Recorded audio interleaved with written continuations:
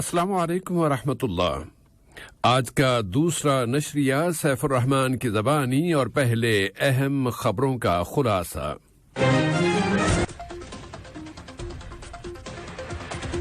سمو امیر نے یونان کے وزیر اعظم کے ساتھ ٹیلی فون پر دو طرفہ تعلقات پر بات چیت کی ہے۔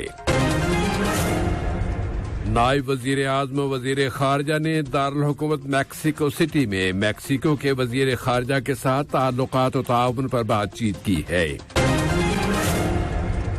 قطر نے افغانستان میں امن و استحکام کی بحالی کے لیے اپنی کوششوں کی برقراری پر زور دیا ہے۔ تیونس میں سیاسی بحث مباحثے کی شدت میں اضافہ ہو گیا ہے، اور یوکرینی اناج کی برآمدات کے سمجھوتے پر عمل درآمد شروع ہو گیا ہے۔ یہ تھا اہم خبروں کا خلاصہ، اور اب پیش خدمت ہے ریڈیو قطر سے آج کا دوسرا مفصل نشریہ۔ بسم اللہ الرحمن الرحیم۔ صاحب سمو امیر شیخ تمیم بن حمد آل ثانی نے جمہوریہ یونان کے وزیر اعظم جناب کیریاکوس میٹسوٹاکس کے نام یا ان کی جانب سے ایک ٹیلی فون کال وصول کی، اور اس رابطے میں دونوں ملکوں کے آپس کے تعلقات، انہیں فروغ دینے کے وسائل اور مشترکہ دلچسپی کے مسائل پر بات چیت کی گئی۔ نائب وزیر اعظم و وزیر خارجہ شیخ محمد بن عبد الرحمن آل ثانی نے میکسیکو کے دارالحکومت میکسیکو سٹی میں ریاستہائے متحدہ میکسیکو کے وزیر خارجہ جناب مارسیلیو ایبرارڈ کاساوبون کے ساتھ دو طرفہ تعلقات و تعاون، انہیں مختلف شعبوں خاص طور پر اقتصادی اور تجارتی شعبوں میں فروغ دینے کے وسائل اور مشترکہ دلچسپی کے موضوعات پر بات چیت کی ہے۔ نائب وزیر اعظم و وزیر خارجہ نے میکسیکو کے وزیر خارجہ کے ساتھ ایک جوائنٹ پریس کانفرنس میں کہا ہے کہ قطر فٹ بال ورلڈ کپ فیفا قطر 2022 کے میچز دیکھنے کے لیے یہاں آنے والے میکسیکو کے شائقین کا خیر مقدم کرتا ہے۔ انہوں نے اس اخباری کانفرنس میں دونوں ملکوں کے باہمی تعلقات کی اہمیت کا بھی ذکر کیا۔ دریں اثنا نائب وزیر اعظم و وزیر خارجہ شیخ محمد بن عبد الرحمن آل ثانی نے ریاستہائے متحدہ میکسیکو کی سینٹ کی سربراہ محترمہ اولگا سانچیز کوڈیرو کے ساتھ مختلف شعبوں، خاص طور پر اقتصادی شعبے اور کثیر فریقی شعبوں، مثلاً موسمیاتی تبدیلی کے شعبوں میں دو طرفہ تعلقات و تعاون کو فروغ دینے کے وسائل پر بات چیت کی، موجودہ علاقائی و بین الاقوامی حالات پر گفتگو کی اور مشترکہ دلچسپی کے موضوعات پر تبادلہ خیال کیا۔ اسی طرح نائب وزیر اعظم و وزیر خارجہ نے میکسیکو کے متعدد تاجروں اور بزنس مین سے ملاقات کی، جس میں دونوں ملکوں کے درمیان اقتصادی تعاون، سرمایہ کاری اور تجارت کو فروغ دینے کے وسائل زیر بحث آئے۔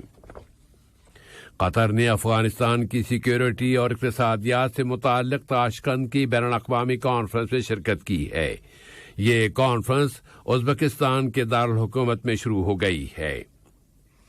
دہشت گردی کی روک تھام اور تنازعوں کے تصفیے کے لیے ثالثی میں وزیر خارجہ کے خصوصی ایلچی ڈاکٹر مطلق بن ماجد القحطانی اس کانفرنس میں قطری وفد کی قیادت کر رہے ہیں۔ انہوں نے اپنی تقریر میں علاقائی اور بین الاقوامی کوششوں میں ایک ایکٹیو رکن کی حیثیت سے قطر کے کردار کی طرف توجہ دلاتے ہوئے زور دے کر کہا ہے کہ افغانستان میں امن و استحکام کی بحالی اور اس کی سلامتی اور ڈیولپمنٹ کے لیے قطر کی یہ کوششیں اس کے علاقائی اور بین الاقوامی پارٹنرز کے ساتھ مل کر اب بھی جاری ہیں۔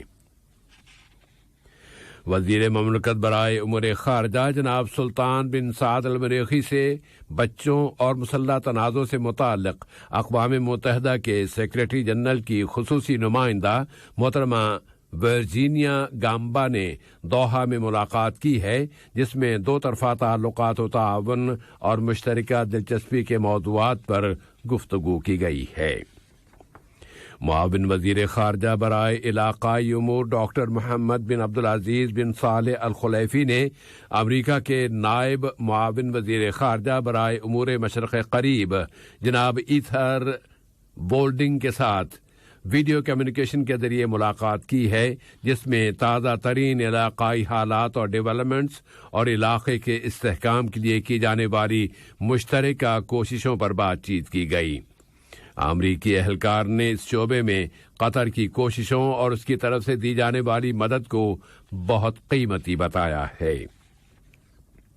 قطر عرب مستقل کمیٹی برائے حقوق انسانی کے معمول کے 50ویں اجلاسوں میں شریک ہے، جو قاہرہ میں عرب لیگ کے سیکریٹریٹ میں آج سے شروع ہو گئے ہیں اور 2 روز تک جاری رہیں گے۔ وزارت خارجہ میں ادارہ حقوق انسانی کے ڈائریکٹر ڈاکٹر ترکی بن عبداللہ آل محمود ان اجلاسوں میں قطری وفد کی قیادت کر رہے ہیں۔ تیونس میں الیکشن کی ہائی اتھارٹی نے کہا ہے کہ نتائج یہ بتا رہے ہیں کہ ووٹروں نے اس نئے دستور کی منظوری دے دی ہے جس میں صدر قیس سعید کو مزید اختیارات دے دیے گئے ہیں۔ اس نے کہا ہے کہ ریفرنڈم میں حصہ لینے والوں کی 95% تعداد نے اس دستور کے حق میں ووٹ دیا ہے۔ ادھر تیونس کی حزب اختلاف اور بطور خاص محاذ برائے نجات نے اس ریفرنڈم اور اس کے نتائج کو مسترد کرتے ہوئے صدر قیس سعید سے مطالبہ کیا ہے کہ وہ اقتدار سے علیحدہ ہو جائیں اور ملک میں قبل از وقت انتخابات کرائے جائیں۔ آج سیکیورٹی کے ایک عراقی ذریعے نے اعلان کیا ہے کہ عراق کے شمالی شہر الموصل کے اس علاقے کو جہاں ترکی کا قونصل خانہ ہے راکٹوں سے نشانہ بنایا گیا ہے۔ اس ذریعے نے مزید کہا کہ 2 راکٹ ترک قونصل خانے کے قریب آن کر گرے۔ ترک قونصل خانے نے بتایا ہے کہ اس کے عملے کے کسی فرد کو راکٹوں کے اس حملے سے کوئی گزند نہیں پہنچا۔ اس حملے میں عمارت کے آس پاس کے علاقے کو نشانہ بنایا گیا ہے اور اسے صرف مالی نقصان ہوا ہے۔ ایک قابل توجہ ڈیولپمنٹ میں یورپی یونین کی خارجہ پالیسی کے اہلکار جوزیب بوریل نے اعلان کیا ہے کہ انہوں نے سن 2015 میں ایران کے ساتھ طے پانے والے ایٹمی سمجھوتے کو پھر سے زندہ کرنے کے لیے ایک نئے متن کا مسودہ تجویز کیا ہے، جس میں کچھ ترامیم کی گئی ہیں۔ جوزیب بوریل کے اس اعلان پر ایران نے اپنے اس عزم کا اظہار کیا ہے کہ وہ اس تجویز کو دیکھے گا اور پھر اس پر اپنا رد عمل دے گا۔ یوکرین کی جنگ میں ڈونیٹسک اور اوڈیشہ کے علاقوں کو روسی راکٹوں کے حملوں کا نشانہ بنایا گیا ہے اور اس پہ متعدد رہائشی عمارتیں تباہ ہو گئی ہیں۔ راکٹوں کے یہ حملے ایسے وقت میں کیے گئے جبکہ یوکرینی فوج نے اوڈیشہ کے پورے ساحلی علاقوں میں ملٹری الرٹ کا اعلان کر دیا تھا۔ مغرب کی جانب سے یوکرین کو جدید ترین ہتھیار دیے جا رہے ہیں اور ماسکو پر عائد کی گئی پابندیوں میں مزید 6 ماہ کی توسیع کے ذریعے اس کا گلا دبایا جا رہا ہے۔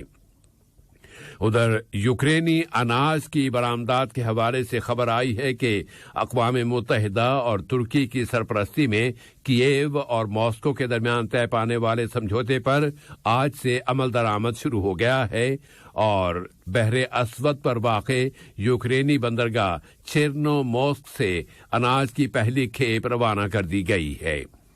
ترکی کے وزیر دفاع خلوصی آکار نے یوکرینی اناج کی برآمدات میں کوآرڈینیشن کے سینٹر کا افتتاح کرتے ہوئے اس ترسیل کا اعلان کیا ہے۔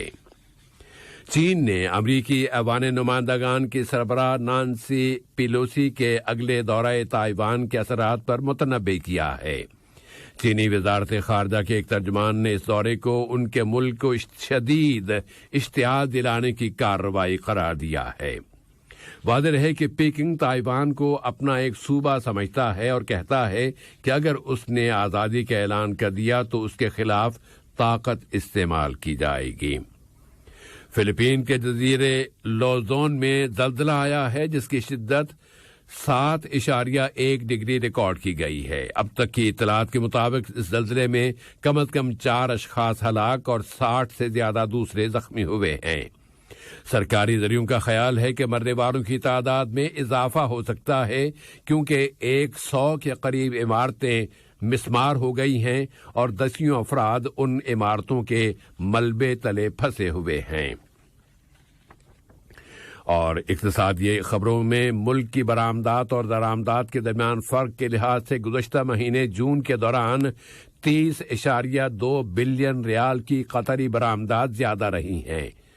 گزشتہ سال کے اسی مہینے کی صورتحال کے مقابلے میں یہ اضافہ 13.2 بلین ریال یعنی 77.8% ہے۔